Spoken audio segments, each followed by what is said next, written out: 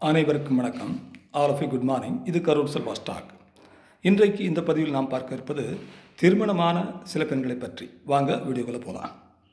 பெண் என்பவள் மென்மையான குணம் கொண்டவள். ஆனால் சில சந்தர்ப்பங்களில் அது வன்மையாக மாறக்கூடிய தன்மை கொண்டது. நாம் பெண்களை தாயாக, தங்கையாக, மனைவியாக, மகளாக பார்க்கின்றோம். இது இயல்பான ஒன்றுதான், இயற்கையான ஒன்றுதான். திருமணமான சில பெண்கள், திருமணமான பெண் ஒருவள் வேறு ஒருவரோடு உறவு ஏற்படுத்தி கொள்ளும்போது, வேறு ஒருவரோடு தவறான உறவு ஏற்படுத்தி கொள்ளும்போதே மெல்ல மெல்ல தன்னுடைய கணவனையும் மற்றும் குழந்தைகளையும் வெறுக்க ஆரம்பிப்பாள். அவளுக்கு அந்த புதிய உறவுதான் உலகமாக தோன்றும்.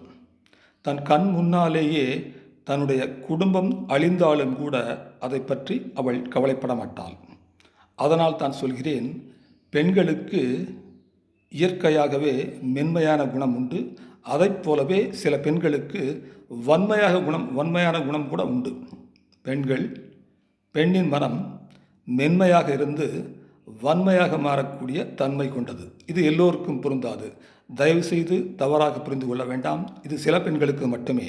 நன்றி, வணக்கம்.